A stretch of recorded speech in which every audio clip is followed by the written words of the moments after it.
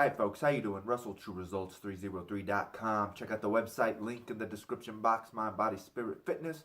Put in the healing back in health. Follow them on social media, Facebook, Twitter, Google+. All those links are down below. Alright, True Crew. So, coming at you today with a video on what it means to be comfortable when you're uncomfortable, right? That's what true success is going to come from. But I think we misinterpret this all the time.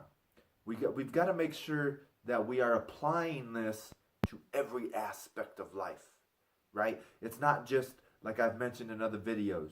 You know, for me not being a big public speaker, it's joining these networking events to where you have to mingle with people, right?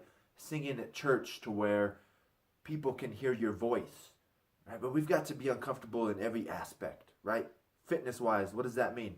Getting that last rep, running that extra mile, working through the burn, right? That's what you need to do. What about in your spiritual life? It usually comes down to turning off the radio when you're driving, turning off the TV, sitting in silence, just reading this book, and it sparked this thought that it was, he said something in the book, and I just reworded it myself, but we've got to understand that when we are afraid to be alone and afraid to be in silence, we've already lost freedom, right? Isn't that true freedom?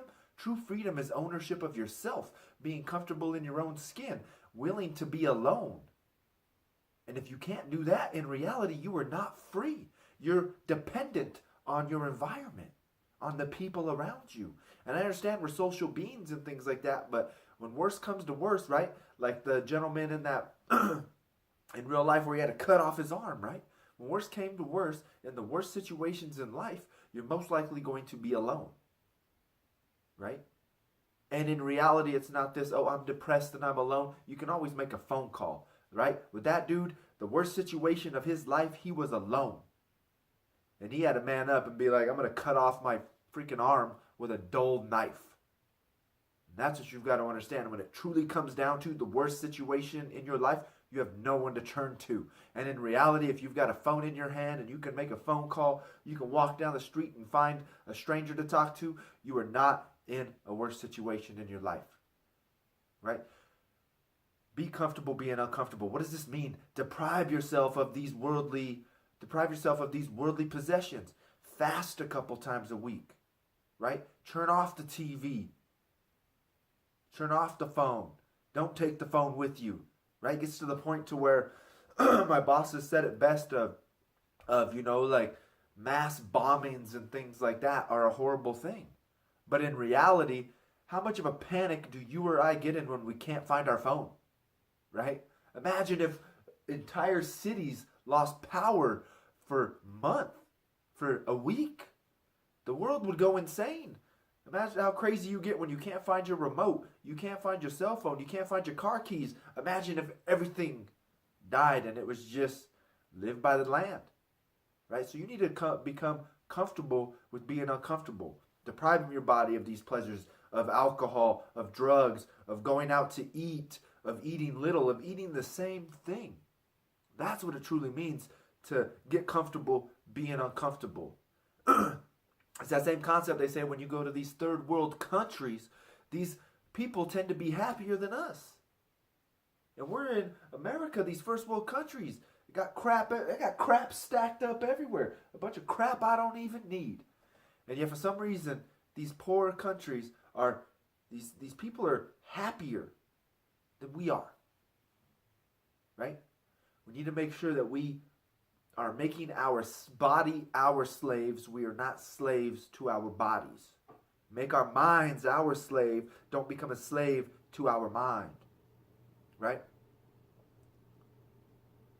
And I think once we are able to truly understand this concept and apply it to our lives, not only are you going to notice the difference, people are going to notice the difference. All right? So, I'm going to end it right there. Nice, short, and sweet. Probably could have came up with some other things. Oh, here we go. I was just talking about this before I came in. It's like my buddies, you know. I don't go camping much. In Colorado, I grew up doing a lot of camping when I was younger. My mom's boyfriend, we used to do a lot of camping. don't camp anymore. And my friend's like, oh, it's not the same. You know, oh, we've got an RV. Well, I really don't want that. I could sit at home and lay on a bed, you know, or we're going to go to a campground. Everything's nice and structured. If that's the case, I really don't want to go. You know, that gives me more appreciation of the camping I had to do with Mr. Mountain Man, right? That would be put a freaking backpack on your back. We're carrying everything and we're just walking for 2 hours straight into the forest and we're going to set up shop. You know, I know for him, it was probably not a new environment. He'd always been doing those things. But for me, it's like, we're just hiking off into the great abyss, you know? And at the time, yeah, it was great. But if you were going to tell me, oh no, this is going to be luxurious camping, luxurious camping. We've got a camper. I've got satellite TV. We've got a stove. I really don't want that crap. It's not any fun. I can just sit at home and do that. You know what I mean?